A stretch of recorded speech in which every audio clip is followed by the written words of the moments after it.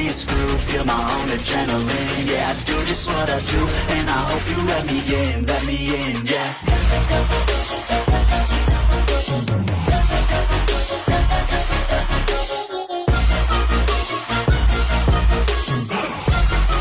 Hello and welcome back, fellow anime lovers, to Cypherfics. I am delighted to have you join us once again in the world of fanfiction and fantasy. This is the fourth part of What If Issei, Rias Enter the Marvel Universe. Special note, this fanfic is written in a masterpiece of VaranFall on FANFICTIONnet. Do check and support the author too. Now smash the like, share and subscribe button for more. Also press the bell icon so that you never miss such great parts. Thanks for the introduction. Now let's dive into the world.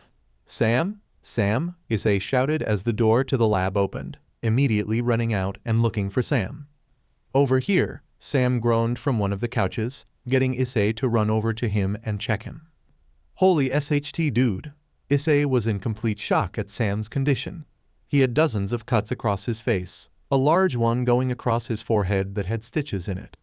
His upper bodysuit was taken off, revealing several large bruises across his torso and a few cuts across around his reactor. The worst of his injuries, however, was the one in his gut, wrapped by several layers of bandage wrapping and stitched. However, BLD was still seen from it. It's okay, it looks worse than it feels. He winced as he felt a spike of pain in his side. Arg, that one's going to be a problem for the next month. Dude, that was completely insane. Issei tried to make of everything, kneeling down next to Sam as he was still running off adrenaline. What the hell was that thing? How was it shooting fire out of its mouth? What happened to Arachnid? Are you going to live, you lost a SHT ton of BLD?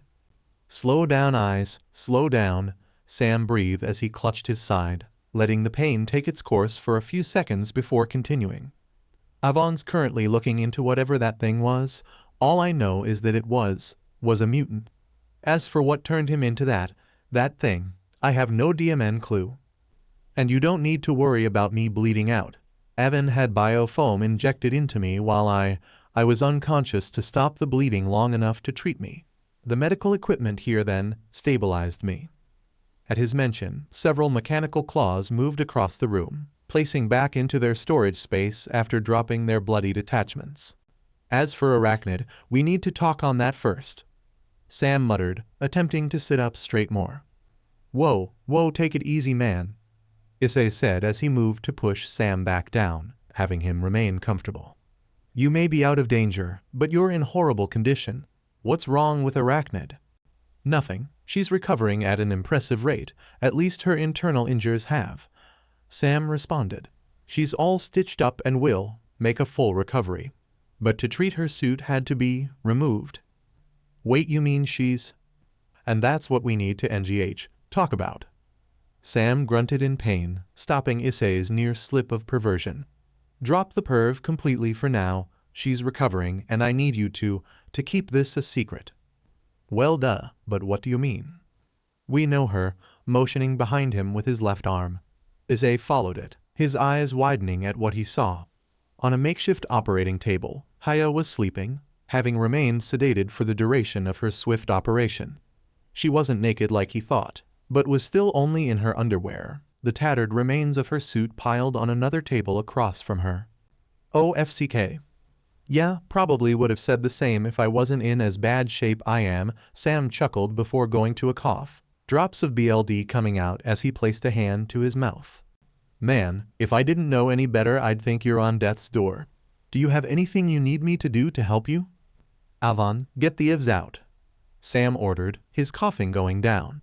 Two of the claws then came out from the wall, Roman 4 and BLD bags connected to them. One then stopped over Sam and the other over Haya. Please tell me you got over your fear of needles. As long as I'm not the one being stabbed, I can handle it, Issei responded, going for the needle connected to the BLD bag. So is there anything I need to do before I put this in? I'll walk you through it, Sam said, knowing that Issei's medical experience was limited to what he was taught when they were kids. With Sam's guidance, Issei was able to properly connect both the BLD and Roman 4 bag to him, and after a quick reminder and lengthy process, he was able to do the same to Haya, putting a needle in each of their arms to treat them. After that, Issei collapsed to the couch across from Sam, accepting a towel from one of the mechanical arms to wipe the bits of BLD that had got on his hands. "You sure the BLD's good for her?" he asked, watching as Sam closed his eyes to relax as he was slowly regaining his lost BLD. It doesn't matter what her BLD type is, it'll be enough," he answered. "And if I didn't have it, I would have had Avon scan it and have the proper BLD type to treat her. She'll be fine." "Man, I still don't get it." Issei sighed, tossing the towel to the table between them. "What the hell was that mutant on? I haven't seen one as mutated like that before. I thought those things were only in those propaganda things governments use." "You and me both," Sam agreed. He wasn't that bad a couple hours before when I first saw him. He didn't look any different than an average man, but suddenly he's 3 meters tall and covered in scales. No X gene naturally reacts that quickly to stress. Even then he already had his mutation. He shouldn't have gone that far. All we know is that he had intense radiation levels, so that much explains the fire. But there was something else in him, some kind of energy that Avon couldn't recognize. Something she couldn't recognize? How is that possible? Isn't she like a supercomputer? While I am more advanced than most programs, my abilities as an artificial intelligence are limited due to the laws around creating technology such as myself, Avon stated as her hologram appeared on the table. However, in this case I should have been capable of finding something on the readings. I was unable to, the energy not found even in the Daedalus databanks. Which means it's something completely unknown to mankind's understandings. Sam finished, moving a bit to get more comfortable. "Hey eyes, I think I'm going to rest for a little bit. Wake me up in an hour or if Haya wakes up, okay?" "Yeah, sure man. Get some sleep." Issei nodded, watching as Sam almost immediately drifted to sleep.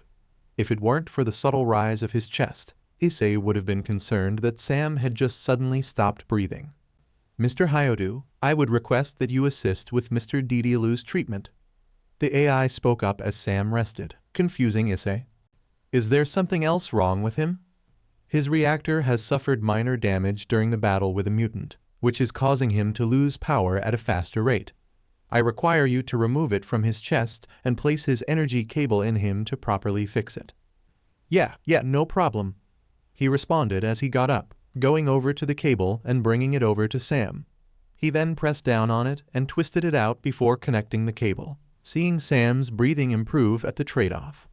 Issei then looked down to the reactor in his hand, seeing several cracks in it.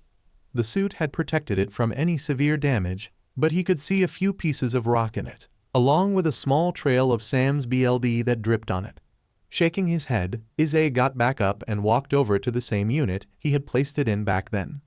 So, how long would he have had? Another hour at the most. The palladium core was damaged due to fragments of concrete bypassing the CHK in his armor. I had informed him when he regained consciousness. However, he was more focused on stabilizing Miss Narita. "Yeah, that sounds like him." Issei chuckled bitterly before looking over to where Sam's metal knight suit was, seeing the extensive damage and mix of BLD across it. "So is the suit still repairable?" "Yes, however Mr. Daedalus has plans to upgrade and create a new suit out of tungsten vanadium rather than the traditional steel. After this encounter I assume nothing less, and the Mark I will no longer be of use." "I see, thank you Avon." "My pleasure, Mr. Hyodu." "Manenen," Sam groaned as he began to wake up, his entire body feeling numb from his adrenaline wearing off and the pain all coming in. As he opened his eyes, he saw that the energy cable was plugged into him, having him conclude that Issei took it out of him for Avon. "Avon, status update?" Sam asked as he rubbed his hands against his face, massaging his temples as he tried to regain focus. "You have been unconscious for 85 minutes, sir." The AI responded, appearing on the table. "Miss Narita has yet to regain consciousness and Mr. Hyodu had left in order to acquire food for you. Explains why he didn't wake me up earlier." He grunted as he sat up, feeling the puncture in his side burn in pain as he did. "How long has he been gone for?" "Approximately 10 minutes, sir. He stated it would take him around 15 before he made it back." "Well, let's hope he does then, otherwise we got another problem and no heroes around to save the day." He sighed before looking over to his main desk, seeing his arc reactor glow in its housing unit. Have the damages been fully repaired yet? Yes, sir. All that is left is for Mr. Hyodu to return and place the reactor back inside you. There's no need to wait. He groaned as he reached up to the top of his chair, slowly pulling himself up to his feet. Sir, I would advise against moving so soon, Avon said, monitoring him as he stumbled onto a table. Your injuries have barely begun recovery. The biofoam will only last for so much longer. You should rest and wait for Mr. Hyodu to return. I'm not a fan of keeping the cord in me. Sam coughed as he nearly tripped, using another table to catch himself as he made his way to his reactor. I'd rather get it in now and worry about the repercussions later. Eventually, he stumbled his way to his reactor, opening the housing unit to reveal the brand new casing around it, glowing brightly. He noted the palladium chip wasn't put in yet, and reached into the drawer beneath him and pulled out a small case, opening it to reveal several chips of palladium. Guess all reliable 2 was damaged too much for reuse, he commented as he grabbed his reactor and opened the back, placing the palladium chip in and closing it. He then removed the cord from his chest and immediately placed his reactor back into him, his breathing clearing up as the reactor provided a better pulse to him. At the same time, the power increase made him cough drops of BLD out, seeing a small silver drop among them. Looks like I haven't been eating enough greens lately, Sam thought as he looked to the holo screen, reaching forward to check his vital readings. Avon, how's my BLD look so far? Palladium levels are at 2% within your bloodstream, a result from your previous palladium chip being pierced by debris, she stated as she appeared on the screen, next to the readings. Completely safe for you, however I would recommend increasing your diet ingestion of chlorophyll foods. Well, what are a couple more veggies every day? He chuckled before clutching his side in agony. Oh man, I think the biofoam's starting to wear off. Sir, Miss Narita's beginning to show signs of regaining conscious, the AI warned, getting Sam to turn to Haya as she began to stir, her face wincing as she felt a spike of pain. CRP, not a good time, Sam thought as he held his hand to his gut wound, trying to move over towards Haya. Where? Haya groaned as she slowly opened her eyes to the lab's ceiling. She then brought a hand to her head, trying to rub away the splitting headache she was having. What happened? Good to see you awake. Hearing Sam's voice instantly got Haya to react, flipping off the table and landing on her feet as she went into a defensive position. Whoa, take it easy, you aren't in GH. As he attempted to move and calm her, Sam overstepped himself and fell to the ground, clutching his side tighter as he felt a spike of pain go through him. Did you lose? What are you doing here? She questioned before her eyes widened, recalling the sight of the beast before she fell unconscious. Metal Knight, the creature where is? She then froze as she realized her mask wasn't on, along with the complete lack of clothes. Okay, Haya, I know this looks bad, but take it slow, Sam tried to reason, attempting to reach for a table to help pull himself up. It didn't help, as he saw the fury in her eyes as she tried to cover herself the best she could. He could almost feel the building up anger in her as she tightened one of her hands into a fist. What did you do to me? She demanded as she looked to him, glaring in anger before seeing his injured state. In that second, the malice she felt vanished, a sense of concern for her fellow student as he struggled to even get up. What happened to you? Over there, he responded instead, pointing to his damaged armor as a better way to explain than words could. Seeing the suit caused Haya's eyes to widen in shock, in disbelief as she looked from it to him to back to it. No, you're kidding me. She then kept her stare locked on him, watching as he managed to lean himself against the table. There's no way. You're disappointed? He chuckled lightly before coughing, keeping a hand on his side. Can't say I blame you. I don't exactly broadcast the heroic aura like my suit does. That's not possible. Haya muttered, her shock remaining as she looked down. Someone like you, behind that helmet. Yeah, letdown of the year, right? He responded, smirking before he saw how shocked she was. How is that possible? Okay, I know it's not the best, but is it really that strong to believe? You act so disrespectful and thoughtless. But you're the one who saved me and all of those others. Haya, you lost some BLD from the fight, Sam began to say, limping slowly towards her as she looked to her hands in confusion. You're confused and exhausted. Before you stress yourself anymore, you should sit down and... I can't believe it. Feeling the mix of shock and exhaustion get to her, Haya collapsed to the ground, Sam flinching as he heard the heavy thud. Oh, that isn't good. Sam? What are you doing up? After she collapsed, Issei walked in from the elevator, running towards Sam as he tossed 2 pizza boxes to a table, grabbing a hold of him when Sam pushed off the table. You shouldn't be moving with your injuries. Bigger problems right now, Sam stated, pointing over to Haya.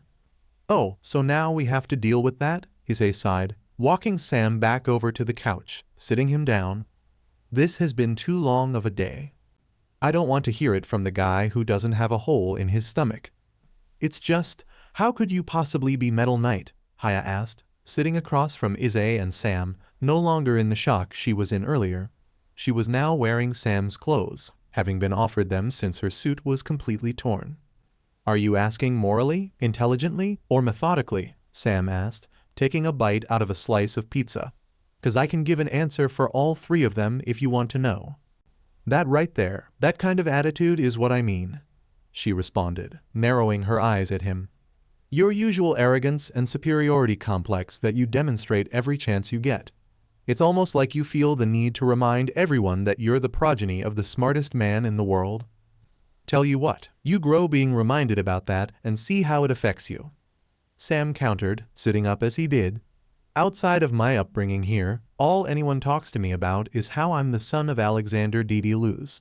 How so much is expected of me and how I have to prove my worth to everyone I don't know. You could have instead shown by leading by example, not being the glowing beacon of how not to act with such an important name.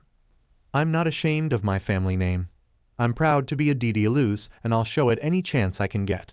Sorry that it messes with your ideal view of how QO should be run. It's much more than how the academy is changing focus. Haya argued, standing up and glaring at Sam. Someone like you, who has the smallest amount of humility I've ever seen, is now a beacon of hope to people under threat by the crime spike that's going on. People look up to Metal Knight, and someone like you, who comes from a family that creates weapons of war, is the last person who should be behind the armor. Hey, you don't know anything about him, Issei shouted, standing up as well as he did.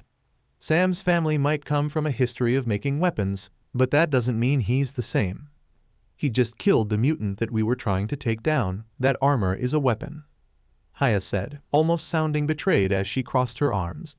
And I once defended it as a tool for protection. Were you just waiting for the right chance to test it? We're stopping a train and a bank robbery, not worth the time to show off the true features of the suit. He saved your life twice, and now that he made one slip up you're going to. If there was another solution I would have taken it. Sam interrupted, looking down as he folded his hands together. I was losing BLD fast, and I had no idea what condition you were in. I panicked and in doing so went against my code. I actually agree with you on what I did was wrong. Sam? Issei muttered as he looked back to Sam. As wrong as I was to take a life, at the same time I made the choice of saving countless others' lives. Sam continued, slowly standing up before wincing. Neither of us were in a condition to fight any longer, and that means there would be no one else to fight it. I made a last-minute decision, and I hate myself for being unable to come to another conclusion. But it was the only choice I could make to save everyone in town. Haya, what I'm trying to say is, even with the suit on I'm not some paragon. I don't have every answer, nor do I expect to ever have them. He spoke as he walked around the table to Haya, staring her dead in the eyes as he clutched his side in pain. But when I put that suit on, I promise you that everything I do is for the sake of protecting people. If you doubt me, I don't blame you based on how I act around you, but I know what my goals are, and the reasons behind why I get in that suit. So at least understand that much. As Sam stared at her, Haya returned the stare in full. She narrowed her eyes at his as he looked down to her, not even blinking at the eye contact. The tension had Issei nervous, uncertain if Haya would try to hurt Sam. It wouldn't be that far off given the track record between the two. I'm going to be keeping a close eye on you from now on. Haya eventually spoke, getting Issei to sigh in relief as she glared at Sam. If I think for even a second that you're going to kill someone, I'll stop you. I'd appreciate that actually. Sam smiled, relieved that the disciplinary chair decided against attacking him now. So then, I guess that makes us all in the loop then. Looks like we're going to start becoming a team of sorts with this. He then looked over to Issei, pointing to him. Eyes, I'm expecting you to behave yourself from now on. Haya likely won't deal with your SHT, and I'm not getting between that. Hey, don't have to tell me twice. That reminds me, Haya said. How could you even consider trusting Hyudu with your secret identity in the first place? He's nothing but a beacon for trouble, and I'm surprised he hasn't revealed you just to attempt getting points with the girls at school. He's kept it a secret for this long, hasn't he? Sam asked in return. Issei's my best friend. If I couldn't trust him with this information, then there was no one else in the world I could. You do have a father. Oh yeah, let me just tell my dad that I'm flying around in a suit of armor fighting the crazies of the world. That'll FCK work out. Sam scoffed as he turned and walked to a holo screen. Hell, I don't even know if it'd register with him. I'm not exactly a priority to him at this point. I wasn't important enough to raise. Why should I be now when I'm only 2 years from being an adult? What do you mean by that? Haya questioned, getting silence from Sam as he looked down. Sam grew up in Kuo with me and my family. Issei explained for him. He stayed with us since he was born. He was actually living in my house before I was born. Our dads knew each other for years, and Mr. Didialu's trusted dad more than anyone to raise him. Although 6 years ago Sam had to go back to America for a more focused education in engineering. Oh, I see. Haya spoke, looking at Sam as he shook his head. There were still a few gaps in the story, but based on how dodgy the two were on things, she knew getting an answer was unlikely. She was also honestly afraid of what happened to Sam's mother, just now realizing that with all the buzz around him, not once was she ever mentioned. Okay, we got that out of the way, because we still have a lot going on that we need to find answers about. He spoke before the data of the energy readings from the beast appeared across the holo screens across the lab. Whatever was in that mutant was far beyond what should be possible. You said he appeared more human when you first saw him, right? Issei asked. Maybe his mutation was one of those weird transformation-based ones where his powers appear after. Not possible. He shot fire at us without turning into that monster form. Haya responded. His X gene would have to be advanced to be able to summon his power without it, and he wasn't strong enough to be that far in the gene pool. He's a weird case, but there's something else, Sam said, bringing up the readings of radiation and the mysterious energy picked off it. The radiation was pulsing with energy, dozens of colors mixing in, while the unknown energy was volatile and pure black. He has 2 separate energy readings, one that I can't even put a label on. That first one's infrared radiation. Haya commented, recognizing it right away. That would explain a bit of the fire he was throwing at us. Perhaps his X gene enhances that radiation to produce the flames. I initially thought that too, but look at this. Sam then swiped away the radiation scale and brought up a similar reading to the unknown energy. The 2 readings were near identical, the only difference being that the new reading wasn't volatile. These readings are before and after the mutant transformed. What is it? Issei asked, confused at the data being shown. That is what I want to know, Sam stated. I had Avon trying to figure it out and she didn't have a clue. And having these 2 next to each other makes me think that this is how he shot the fire at us. The radiation didn't show up until after he transformed, and it caused this energy to go crazy. How is that possible? Mutants can't produce an energy that's completely unknown to modern science, Haya said. You father's company must have data on everything. How could you not know what it is? I have access to everything except my dad's personal data, Sam responded. After this whole event goes public, I'm going to try and get access to the files he has. If there's anything on a strange unknown power source, he's the only person who could know about it. And you think he'll just, give you the data? I didn't say I'd ask for it. Sam chuckled, coughing a bit before continuing. This will cause a hysteria in the country, and they'll likely call in an expert to deal with the radiation in the mutant. And my father's practically on speed dial for this kind of thing. My dad will be buried in so much paperwork that he likely won't notice me hacking into his files.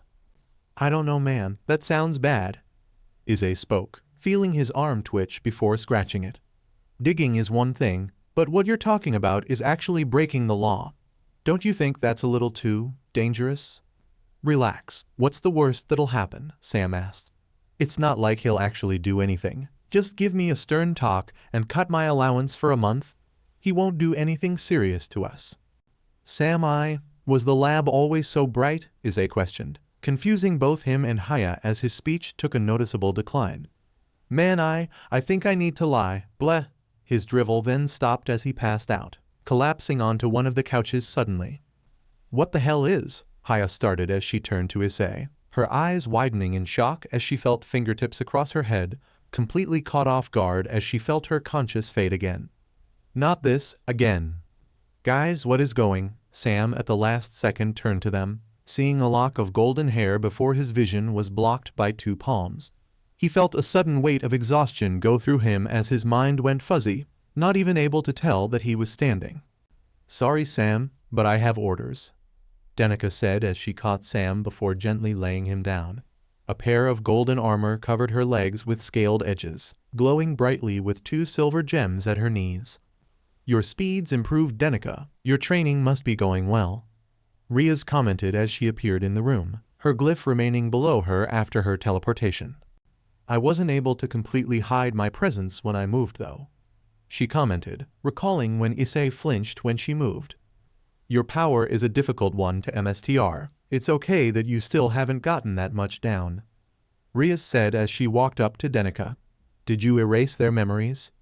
I figured that would be better for you to do, Denica responded, looking over to the redhead. I don't know what specific ones to get rid of. I also haven't figured out how to alter memories yet. Of course, I'll get right to that. Rias nodded before she placed her finger on Sam's forehead, a faint red glow appearing from the contact. Sona and I agreed to set everyone's memories to it being a mercenary with experimental weapons. That should ease their minds into a believable outcome to match their wounds. And I'll delete the data from the computers, Denica continued as she waved her hand to the holo screens, the data turning to nothing and vanishing without a trace. Guess it's good that Kaneko and Yumi were following Issei after Sam and Haya flew away. We wouldn't have been able to find this place in time to alter everyone's minds. Once they were out, it wouldn't have been a problem. However, I agree that this would have been one if Samuel didn't leave soon enough. Are you sure this is for the best? Denica asked. I mean, we've seen firsthand how he was able to handle a stray devil, a little bit of influence, and he could be a powerful ally. I mean, at the very least we could explain what happened. This could backfire if we aren't careful. It's okay, Denica. We won't have to worry about Sam learning about this. Besides, Alexander explained that none of the factions were to drag his son into our world. We cannot allow him to discover our existence through indirect means like this, and with his memories altered he won't be looking for us for a long time. I'm not so sure on that. What if he finds out sooner and lashes out instead of coming to us peacefully? We'd be in a lot more trouble fighting him than just bringing him into the supernatural world now. I understand you have an interest in Samuel. However, I must remind you the importance that the devils keep a stable partnership with Alexander. His research will be vital to us in containing strays in the future so that incidents like this don't happen again. Not to mention his partnership with the fallen angels would cause a power shift if we were to lose that support. Fine, but I still don't think this is a good idea. Denica threw her last thoughts in, shaking her head as she looked down to Sam's sleeping form. But we both know he'll get dragged into this world sooner or later, and stunts like this might impact his view on devils in the future. And should that happen, I will find a way to handle it. Oh, Sam grunted as he slowly woke up, rubbing his forehead as he felt the remnants of a splitting headache. Man, he hit harder than I thought. Along his head were several small cuts, the large gashes seemingly healed overnight. Oh God, I feel like I got hit by another train. He groaned as he got up from his bed, his whole body feeling numb. Lifting up his shirt, he looked to find a familiar injury on his stomach, to his knowledge having been given by an experimental sword. I'm going to have to talk to Dad about these crazy ex-partners showing up with prototype weapons, 'cause this is getting crazy. Getting dressed, Sam sluggishly made his way down to the kitchen, where all of the Hyodus were eating breakfast. "Morning, everyone," he said groggily as he passed to the fridge, grabbing a carton of juice and a cup. "Sam, you're up earlier than normal," Issei's father noted, looking up from his newspaper to see Sam's tired state. "And no offense, but it's really showing on you." "If I look like how I feel, that wouldn't surprise me," Sam responded as he poured the juice into the cup before placing it back in the fridge. "I went a little overboard in my exercises yesterday. Add on my tutoring and my own projects, I got a little overwhelmed." Sam easily lied to the parents, knowing full well how bad the truth would be. Issei looked up in guilt at seeing Sam's condition, but was smart enough not to say something as he continued to eat. "Are you okay? You look more than just tired," Mrs. Haya commented, seeing Sam's small limp as he took a seat at the table. "Did you pull something during your exercises?" "I'm okay, Mrs. Haya, just a little sore is all." "You look like you're in pain. Is your reactor acting up again?" she asked in concern. Her eyes then looked up to see the remains of cut marks on his forehead, followed by a small developing bruise on his right eye. "Oh my God, Sammy, what happened to your face?" she gasped as she moved some of his hair away, placing a hand on his bruised eye. "Nothing. I went for a run in the woods and hit a branch that was too low," he stated as he winced in pain. "When I fell over, my head got cut on some stones. It honestly looks worse than it actually is." "That branch must pack quite the punch," Mr. Haya responded, putting his paper down as he shared a concerned stare with his wife. "Are you sure you're okay, Sam? You look almost like you were attacked." "I'm fine, honest," he said as he pulled away from Mrs. Haya. "I swear, I just got distracted thinking on some of my projects and hit a branch." "And the limp?" "You know me, falling as strong as I did hurt my leg a bit. I swear I'm okay, just need a bit of time relaxing is all. And honestly, after what happened yesterday, I think school might be the most relaxing place for me."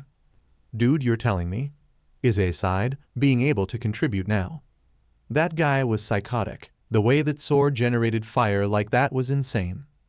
I was so worried when I saw the news come on about that." Issei's mother then turned her attention to him, reaching over and hugging him closely as her fear resurfaced. "You and your friends shouldn't have had to be anywhere near that lunatic. Who knows what he would have done if he got his hands on you? Luckily for them, Metal Knight and that new hero showed up," Mr. Haya said, reaching over to pat Issei's back, giving a subtle glance to Sam that the boy missed as he took a sip of his juice. "I have to admit, I was a little skeptic at the idea of a guy in an advanced suit like that flying around, but he's proved himself to be a true hero. That one with the web stuff too." "I hope they're okay too," Mrs. Haya spoke before releasing Issei, the boy having struggled to push himself free. "They both took some bad hits near the end. Who knows what condition they're in right now. I'm sure they'll be back before we know it. Heroes like them don't stay down for long, especially when they're needed at a time like this." "Yeah," Sam mumbled, looking across to Issei. "Come on, eyes, we should probably start heading out to class. I don't want to make you late because of my limp." "Sure thing. Bye, Mom. Bye, Dad," Issei said as he got up, grabbing both his and Sam's bags before heading out after him. "So are you sure you should be going to school? You still haven't fully healed after that fight.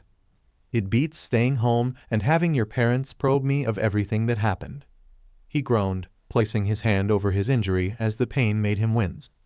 "You know your mom wouldn't let it go if I stayed, and then how am I going to explain that I was stabbed? A tree branch isn't exactly easily impaled into someone from a tree. I can't believe you can reverse engineer a palladium-powered reactor but can't come up with an actual excuse for a few scrapes." Issei responded to the point. "You would think you'd be the perfect actor, but you retreated to 'I hit a tree' when asked what happened. I mean, come on, man. Let's see you come up with an excuse on the fly like that," Sam muttered, the burning in his side getting worse. "Man, how does heroes get up from that kind of punishment? I can barely feel my legs and my sides burning. I don't think I've ever felt so crappy before. That sword must have been something else." Issei sighed, putting his hand in his hair as he recalled the event.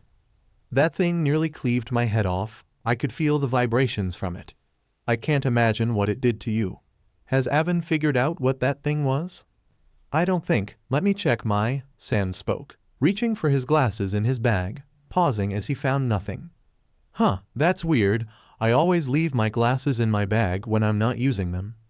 Maybe you left them in your room. Maybe, I wasn't focusing that much when I woke up.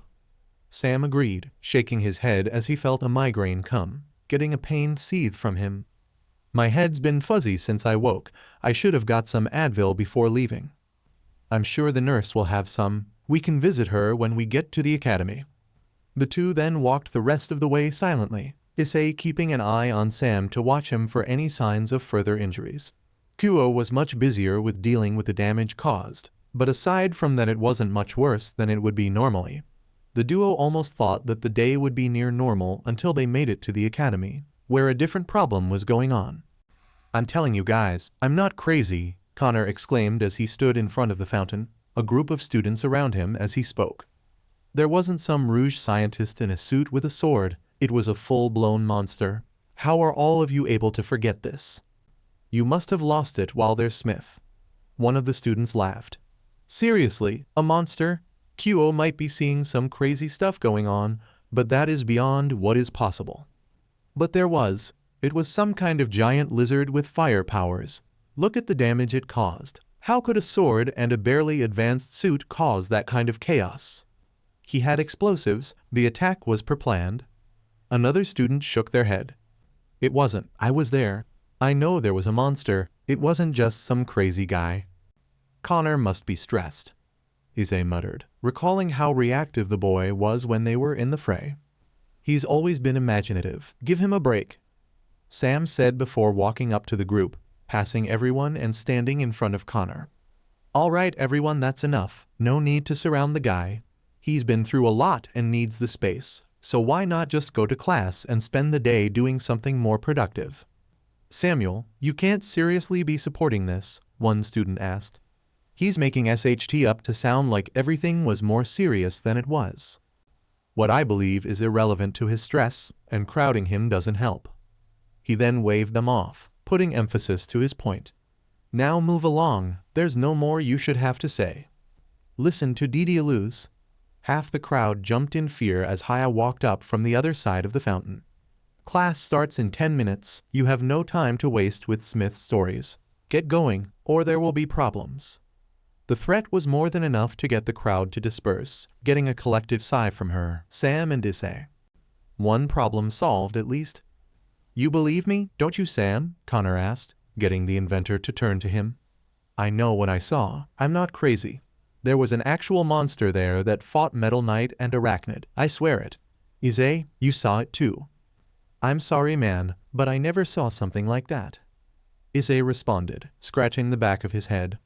All I remember is that guy going crazy with the sword and booking it once Metal Knight took him down.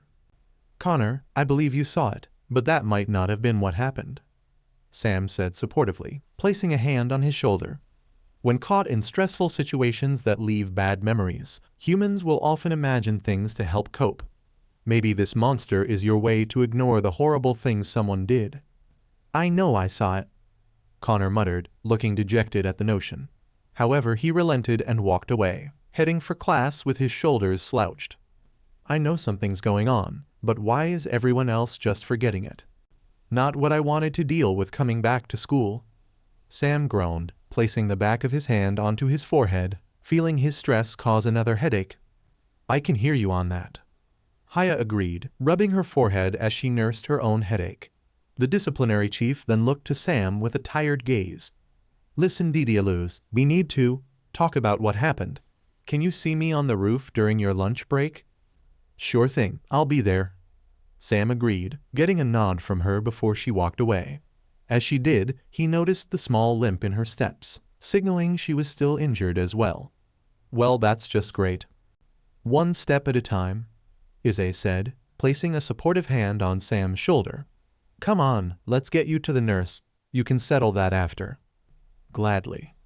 Okay, what did you want to talk about? Sam asked as he walked up to Haya, who was standing near the edge of the academy's roof, holding a green pepper in his hand. They were the only two up there, as everyone who'd walk up were instantly scared away at the sight of Haya. It's about last night. I wished to apologize, Haya said, getting Sam to raise an eyebrow as he took a bite from the pepper. What for? I put your character into question for personal reasons. It was wrong for me to question your purpose and put you under the same label as the men you've helped arrest. I mean, I'm not a saint, so it isn't completely wrong. You saved my life your first day in that suit, the same day I kicked you in face for being late to a class you didn't have to be at, she argued. I may not like you, but your actions speak much louder than your words. Hey, it's fine. Really?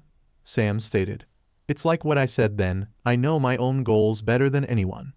The whole world could hate me and I'd still put my life on the line to help people. That's sort of the job description in being a hero, isn't it? Yeah, I guess it is, Haya said as she looked down. There's another reason you wanted me up here, isn't there? He asked, picking up on her confliction right away. I won't be able to go on patrol for the next month, she revealed, surprising Sam at the sudden news. My costume is completely ruined, not to mention all of my spare webbing was destroyed when I was slammed into the ground. I can't afford the amount of thread I need to repair it or replace the webbing, so I'm out. Maybe not, Sam muttered. What makes you say that? I can fix up your suit and WHP up some more webbing for you, wouldn't be that difficult either. Wait, you can do that? I scanned your webbing when you first showed me a capsule. Synthesizing it shouldn't be a problem. What about my suit? Have some fancy machine to fix it. Yeah, it's called a sewer. Oh. I'm joking, I don't like wasting space with simple machinery like that. Sam chuckled. I'm good with my hands, sewing won't be that difficult for me. So, yeah, I don't buy it. Hey, I'll have you know sewing is one of my charming features. I have more than my dashing good looks and vast intelligence going for me. Sure, let's say I buy it then, she said as she turned to walk away. Meet me at the end of the day. We'll go to my apartment and give you what's left of my suit. Seeing the house on our third date, I'm touched. Sam then jumped in his shoes as Haya spun and nearly kicked him, her foot just an inch away from his face as she did a full spin. I'm still the disciplinary chair. Don't think this temporary peace means I won't hold up my usual standards. Kick to the face still possible, got it. Sam nodded as Haya walked away, disappearing back into the academy and allowing him to breathe. I wonder if she remembered my backs to the edge of the roof. That kick would have knocked me over for sure. Sam, you still up here? Shortly after Haya left, Denica was sprinting up into view, breathed lightly as she looked around the roof until laying eyes on him. Oh good, for a second I thought I was going to be too late. Too late for what? Sam asked, raising an eyebrow in amusement as he walked up to the golden-haired girl. I heard from several students that they saw you walking up here shortly after Haya did. I was expecting you to be found on the ground floor being knocked over. A little extreme, don't you think? With her? I wouldn't think so. Denica then paused as she saw Sam's forehead, seeing the partially healed wounds on his head and the mark from the former gash he had. Ouch, that doesn't look good. How'd you mess up your head there? She'd ask, feigning ignorance. Oh, I ran into a low-hanging tree in the park. He spoke, more confident than he had compared to earlier with the hiatus. Went on a jog, got nicked bad when I was distracted. Ouch, must have been going pretty fast, she'd say, lightly tapping her thumb against one of the smaller marks. I get you're a super genius and all, but you really shouldn't let yourself daydream like that when running. I don't think that much when running and I run into stuff all the time. Well, thanks for the concern. He chuckled, imagining the girl actually suffering from the type of incident given her track record. Word is you went to the nurse earlier. Was it to get something for your head? Yeah, it was bothering me a bit, and I didn't have anything to help when I left this morning. I hope it gets better. Denica smiled, giving a small wink. Scars are cool and all, but ones on your head like that don't do much in regards to appeal. And from a tree branch, not very sexy. Good thing I got plenty of other things going for me. Sam chuckled. Yeah, I guess you do, she responded before looking away, overlooking the school grounds before her eyes casted a disappointed expression. He's not a very good liar, but I'm not either. He's not even questioning if I know what I'm talking about, and I know more than him. I hate this mind wipe thing, it isn't right. Denica, you okay? Sam asked, noticing the girl's somber expression. It wasn't common for her. Often she had a cheerful smile and bright expression. The downcast was quite the difference in comparison. Realizing her expression, Denica clapped her hands on her face, shaking her head before returning to her bright smile and exuberant attitude. Yeah, sorry for that. I just remembered the homework we were assigned recently and how much of a pain it'll be. Oh, I guess that makes sense. Sam nodded. Well, today might not be great, but if you want I could help you sometime later this week. Dr. Lyko's work can be a little confusing if you're rough with biology. Thank you, Denica cheered as she wrapped her arms around his left arm, pulling it between her chest with a smile. You have no idea how much that helps. Sona barely helps me with the work, and I get so lost sometimes. Sure thing, no problem. Sam chuckled as he stared down to her golden locks. We should probably get going now. Algebra's gonna start soon. All right, let's go. She responded, keeping a firm hold on his arm. You gonna let me go? Do you want me to? Nah, you're good, he said as they began to walk, heading down the stairs. As they did, he would subtle look to his fellow classmate, enjoying the closeness but also thinking about what he just heard. I know she meant sauna, but what was with the slip up there? He thought, noting her mention the school's kaichu as sona instead of sauna. All right, Avan, what can you tell me about the goggles? Sam asked as he was tinkering with Haya's web shooters, seeing that while they were intact, the shell could be replaced with a lighter metal in contrast to the durable plastic it was made of. At the same time, a centrifuge was operating across the lab from him, developing a few vials of Haya's web fluid. They appear to react to the retina, sir. The AI answered, appearing next to him as he studied the wrist devices. They have a motion sensor attached to the inside. The slightest change in eyesight drastically alters the intensity of the goggles' output. And she made this with scrapes she'd find in a garage sale. He muttered, impressed at her ingenuity. The web fluid was one thing, but her ability to develop wrist shooters for the webbing plus a type of dampener for her senses was beyond what he expected. It made him wonder what she could do with the resources he had. Maybe I should invite her to the lab for her own tinkering at some point? Is there a reason you didn't today, sir? She didn't want to, said something about her homework and doing her chores. He then sighed as he placed down the web shooter, reaching over to hold her destroyed suit. Looking at the stained BLD, he felt a ping of guilt, feeling responsible for the injuries she suffered. As he looked through it, he began to notice some flaws in the suit that he wasn't expecting. The holes that he recalled the villain put in her were there. However, as he snuck his arm through one of them, realized they were too big for the weapon he had. At the same time, he also noticed that if he cut through this many times, Haya would have had more fatal wounds than the injuries she had when he stitched her up. This discovery, coupled by the scene caused by Connor, began to pick at Sam's mind, as he continued to investigate the openings in the suit before speaking to Avon. Hey Avon, do me a favor and pull up the recordings of the fight against the one guy Haya and I fought yesterday. I feel a little off on something. Which fight, sir? My data only recalls the fights against the mutant before and after his transformation. That caused Sam to stop instantly, his whole body tensing up as the information caught him off guard. Avan, what mutant are you talking about? Sam asked. The one that attempted to assault Miss Kiba and Miss Tauju, sir. She answered, her hologram appearing on the table in front of him. The one that you and Miss Narita had encountered in the process of your first patrol together. We didn't encounter a mutant, Sam muttered, placing his hand against his forehead as he began to feel a splitting headache.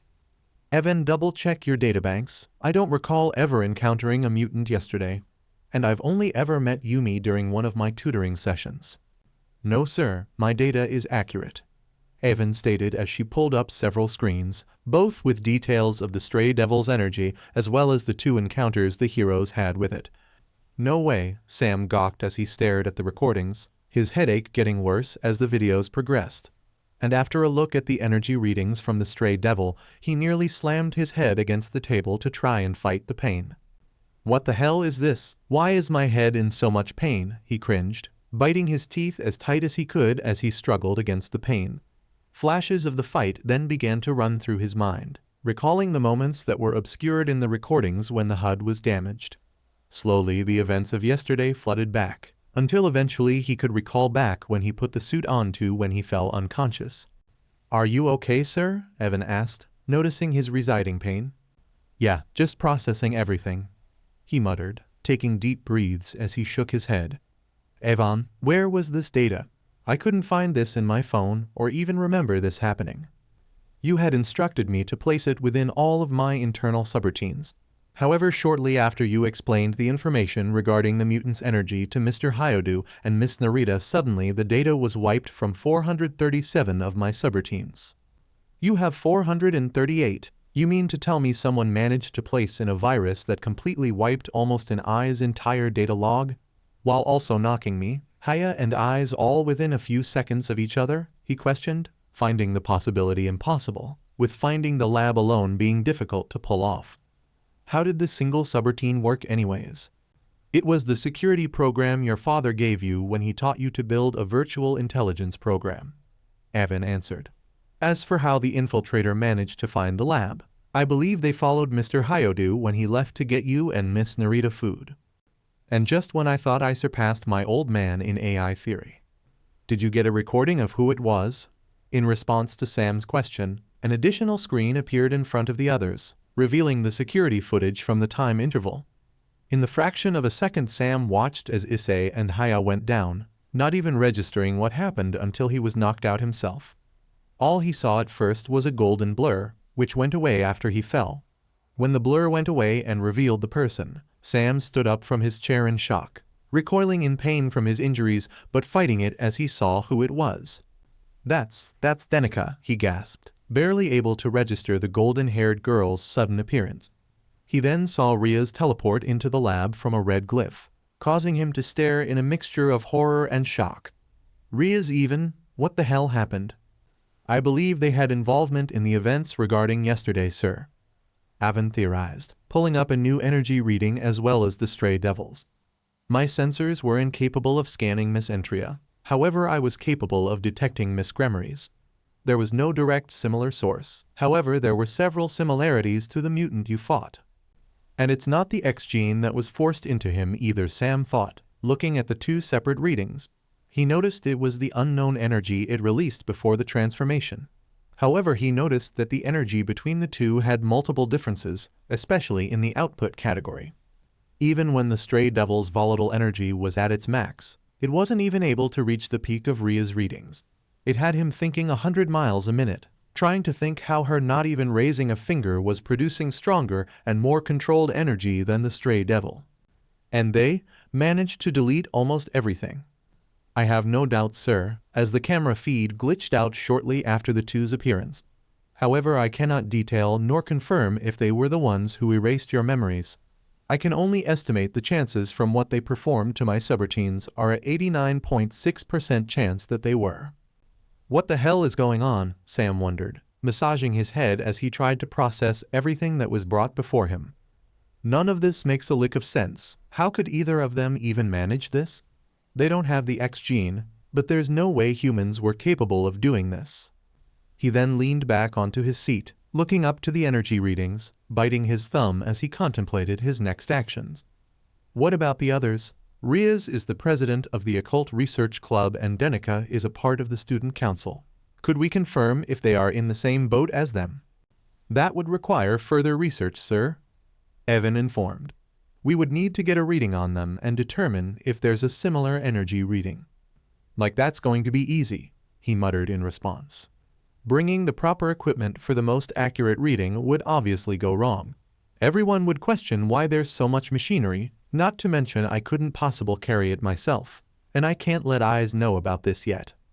I could bring my glasses and have Evan scan them, but I don't have an excuse to wear shades in class. Haya would be all over me on that, and I can't draw that kind of attention on me. That only leaves one viable option." Sam then looked over to a screen showing the Mark II's blueprints, the suit mostly developed but missing a few leftover design choices. "Evan, how long would the Mark Roman II need to be built right now?" "Once the vanadium and tungsten is received and properly reacted, it will take 12 hours. Sam then swiped his hand, calling the screen over and began to tweak the model, adding in more sensors and a few non-lethal weapons with the addition of the devices to properly use them. "How about now? How long would this take to set up?" With the additional shipping and processing, an estimated 15.3 hours. Do you have a plan, sir? The AI asked as a list of the added material and equipment was added next to the blueprints.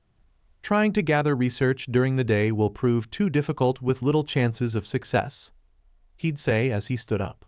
The Orc and Student Council both stay after school hours, likely longer into the night for something. So as long as they stay there, then gathering data is best at that time. The chances of being discovered are still high, sir. 89.243% with the Metal Knight suit's limited stealth capabilities. We just need to get close enough to get a reading and listen in a bit, nothing too risky, Sam said as he walked up to his destroyed Mark I, placing his fingers on the ripped opening on the stomach. Besides, that's what my additions are meant for. We'll have more options if we get dragged into a fight. Sir, if the energy readings are correct, Miss Gremory and Miss Entria would be immeasurably superior in power to the mutant. And if the others show signs of being the same as them, the chances of success are 0.021%. We're not aiming to fight Avan, just gather some information. Escaping should be easy, just fly up as high as possible and attempt to avoid further confrontation. They don't seem out to kill me, since they had the chance last night. Besides, I don't think it'll boil down to a fight. I hope at least. Then why arm ourselves with more weapons? Like Lincoln once said, speak softly and carry a big stick. That was Roosevelt, sir. Close enough. Is there anything else we need to do now, sir? Well, we can't recon them without the Mark Roman II, and Avon's suit shouldn't be a problem to patch up, he'd mumble as he looked at the Mark I's faceplate, wiping off some of the dirt that was left on it. How about put a bit of time into fixing the Mark I? You'd wish to fix the suit while developing the Mark Roman II. Why not? Proto saved the day against the mutant after all, it'd be a shame to just leave him in this busted state. He smiled while patting the armor's shoulder. Plus, we could use it for testing the remote options I've had planned. Understood, sir. I'll begin repairs immediately. Avon acknowledged. I would recommend you retire for the night, sir. I believe we're going to have a busy week ahead of us once the shipments arrive. You could say that again, he'd sigh internally, stepping away from the Mark I while looking at the Mark I's blueprints again. Not what I was expecting to build you for, but this might be important. Man, how much longer are you going to be down here for? Issei asked through a yawn, rubbing his eyes as he sat on one of the lab couches. 2 days had gone by since Sam's discovery of Rias and Denica's manipulation, and ever since then he spent every available minute working in his lab. He had kept the discovery to himself, electing it best not to tell either Issei or Haya about what was going on until he had a firm understanding on what was going on. Just a few more hours, Sam answered, currently working on sewing together a new suit for Haya. After trying to find a good way to fix up her old suit, he eventually scrapped the idea and was making his own one for her. So far it was nothing special, just a simple brown and yellow designed suit with a white web pattern across and a spider symbol on the back. The most unique piece was the mask, which was folded on the table in front of him. The eyepieces were upgraded, better able to accommodate for Haya's shifting perceptions. Sam also programmed the visors to link to her web shooters, allowing her to gauge how much was in each one. You've been working on that suit for the past 4 hours. It's already dark out, Issei complained. I'm sure you've put more than enough effort into Haya's new outfit that you can take a break. I'm on a roll right now. I can't sleep just yet. I still have to make her the belt to hold her extra cartridges of webbing, he responded, placing down his sewing needle and stretching the suit's shoulder, seeing how well it handles the stress. I'm also thinking of adding another web option or two for her to use, like a web net or web shots rather than her regular webbing. But I need her views on it first. Then why didn't you invite her? She's trying to avoid being in this lab, probably doesn't want to work with me outside our hero work. Man, and here I thought we'd be seeing her more often. Issei's speech was getting more and more drawn out, his yawning increasing as well over the course of the past hour. Hey Eyes, you all right? Sam asked, turning in his chair to look to him. It's getting pretty late, maybe you should head home and get some sleep. No way, you'll stay up till morning if I don't. Keep an eye on you. And you're getting sleep this time. Eyes, it's midnight and I still have another 2 hours worth of work to do. Sam responded, smirking as he saw him jolt at the information. I promise I'll get some sleep, but I have to finish some design tweaking for the Mark Roman 2 before I can call in. And then tomorrow you, me and the others LL go bowling. My treat, sound good? Just get some sleep to start. Got it? Issei bartered, getting a chuckle and nod from Sam, the inventor giving him a thumbs up before turning to his hologram screens and working on the old design of the Mark Roman 2. Good night, Sam. You too, man, Sam said behind his back, waiting until he heard the elevator door close, signaling that Issei left the lab. Evan, how's the Mark Roman 2 look? Fully developed, sir, the AI stated. A second capsule next to the one containing the Mark I appeared, opening to reveal the completed Mark Roman 2. Much like the Mark I, it had a gray and blue color design. However, this time the forearms and boots were completely blue. There were blue angular V's painted onto the shoulder plating, thighs, and on chest plate. The final touch, the movable face plate of the suit being completely blue, while the rest of the helmet was gray. Hello, appealing, Sam whistled, standing up and walking over to the suit. All that is left is to run a few more simulations to test the weapons and calibrate the thrusters in the boots. We'll do that on the road. We're heading out now, Sam stated, stripping his shirt off and tossing it to the side immediately. Sir? We don't know how much longer Denica and the others are going to be staying there, he explained, taking off his breathe and underwear off before going to the side, grabbing his pilot undersuit and started to put it on. So I want to get there while we still have time. Catch my drift? Understood, sir. Prepping Mark Roman 2 now. I'm gonna have to come up with a name for you two, buddy, Sam said to himself as he zipped the suit up, heading over to the armor preparation station. But first things first, time to test your wings. So alright folks, that's all for today. Stay tuned for part 5. Do subscribe, like and share for more such videos. Also check out the story and author VaranFall on FANFICTIONnet. Press the bell icon to be notified first on release. See you in the next video. Till then, goodbye.